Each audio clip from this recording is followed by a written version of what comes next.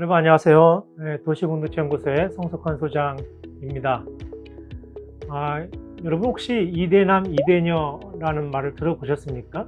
저는 처음 들었을 때 서울 시내의 모 대학에 다니는 남성, 여성, 청년들을 뜻하는 말인 줄 알았는데 알고 보니까 20대 남녀를 그렇게 지칭을 하더군요. 사실 이런 말 하는 것조차 요즘엔 촌스러운 것 같기도 합니다. 최근에 여러 가지 이슈가 있었습니다. 선거로부터 기업의 디자인으로부터. 그래서 오늘은 이 문제를 좀 기성세대의 시각으로 또는 또 목회자들의 시각으로 한번 생각해보는 기회를 가져볼까 합니다. 우선 최근 이 화면에 보는 것처럼 갤럽에서 2014년 이후에 이번에 2021년에 한국 종교인 현황 조사 분포도를 발표를 했지요.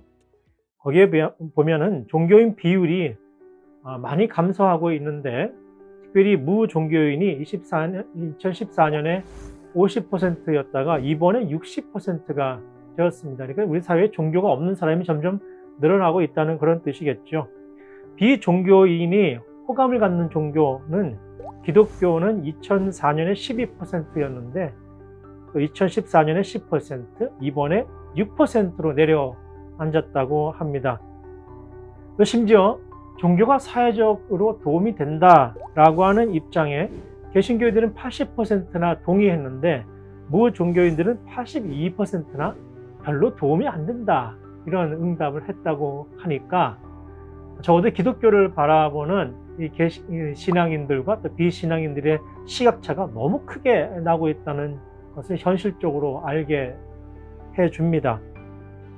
특별히 이 갤럽의 조사에 의하면 청년층에서 종교 인구의 감소폭이 크게 늘어나고 있다고 하는데 2004년에 45%에서 2021년 올해에 22%, 거의 반이나 15년 만에 줄어들고 말았습니다. 종교 인구가 점점 감소하고 있는데 특별히 젊은 층에서 종교에 별 의미를 느끼지 못하는 사람들이 늘어나고 있다. 이렇게 우리가 분석할 수 있겠지요. 그래서 이게 단편적인 사건일 수는 있겠습니다만은 제가 이런 상황 인식을 가지고 이대남 이대녀를 특별히 이 이슈를 관심을 갖게 되었습니다.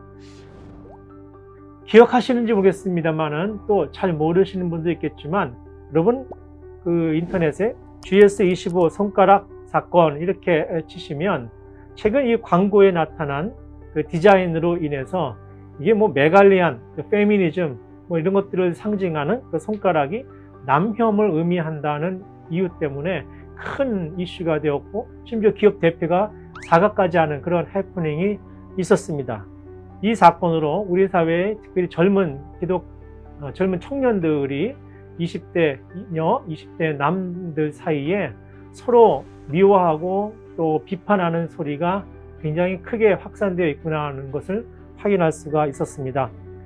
아니나 다를까 지난번 보선에서도 20대 청년들의 표심이 매우 많은 폭으로 야당에 전달되었다는 사실을 우리가 알고 있습니다. 여전히 볼 수 없었던 그런 정치적 파워가 드러난 셈이시죠. 젊은 친구들의 정치적 영향력이 과거에는 현저히 적었었는데 심지어 남성들의 영향력이 이렇게 크게 부각된 것은 매우 특이한 그런 사건이 아닐 수 없습니다. 또한 최근에 야당 지도자들 뽑는 선거에서 젊은 사람이 지도자로 부각되는 그런 일들도 있었습니다. 제가 이번에 이런 GS25 손가락 사건을 경험하면서 또 선거의 청년들의 표심의 움직임을 보면서 제가 가르치는 수업에서도 학생들에게 질문을 해 보았습니다. 제가 이번 학기에 학부 또 대학원 등에서 가르치고 있는데 학부생들의 생각과 대학원생들의 생각이 좀 달랐습니다. 그러니까 이만큼 젊은 세대 안에서도 시각차가 현저하게 나타나더라 하는 것이죠. 정말로 요즘에는 1년 차이가 굉장히 큰 시각차를 가지고 있는 것 같습니다. 이런 점에서 봤을 때 또 한 가지 이슈는 이런 여성들과 남성들, 젊은 사람들의 사이의 갈등 속에서 소위 여러분 이런 말씀 들어보셨어요? 페미니즘 백러쉬라는 말이 있습니다. 그러니까 이 여성들의 그 페미니즘 방향성에 반대해서 기성세대나 남성들이 그걸 거부하는 운동을 통칭해서 우리가 백러시라고 하더군요. 이것은 많은 사람들이 비판할 때 페미니즘에 대한 비판이 아니라 우리 사회의 여성의 아직도 여전히 부족한 인권이나 여성의 평등권 문제를 가리우는 그런 잘못된 방향으로 가고 있다라는 분석을 제가 지켜보았습니다. 그러니까 여전히 여성이 보호돼야 되는데 젠더 갈등으로 몰아가는 기득권층의 정치적 의도, 정치권의 의도가 있다라고 하는 분석인 셈이죠. 어쨌든 어느 쪽이 옳다 그르다를 떠나서 여러분, 이게 젊은 세대 사이에 엄청난 변화, 이념의 변화, 생각의 변화, 갈등, 충돌, 다만 부정적으로만 볼 일은 아니고 아마도 변화해가는 한국 사회의 지형도를 살펴볼 수 있는 중요한 상징적 사건들이라고 생각을 합니다. 관점을 조금만 돌려서 제가 속해 있는 교회의 기성층들의 관점에서 이 문제를 살펴본다면 저는 굉장히 반성할 지점이 많다고 생각을 하고 있습니다. 사실 교회의 어른들, 기성세대들은 청년들을 굉장히 많이 사랑합니다.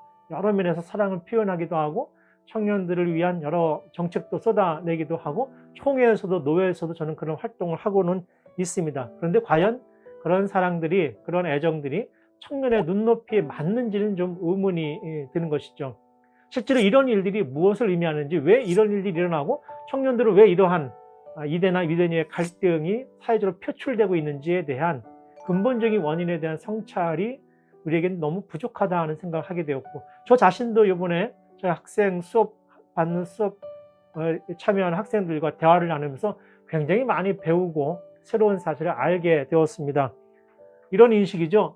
내가 더 많이 이해해야 하겠구나.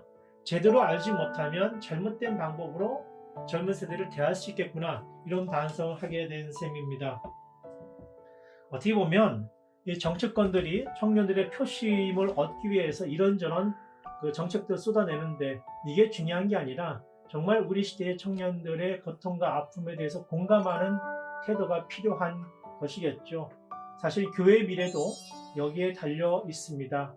우리 신앙을 가진 목회자들, 또 기성세대들이 오늘 이 시대를 아프게 살아가는 청년들의 현실을 직시하고 이들의 갈등과 어려움들을 해소하기 위해서 기성세대가 무엇을 할 수 있고 무엇을 헌신할 수 있을지 다 함께 고민하는 계기가 되었으면 합니다.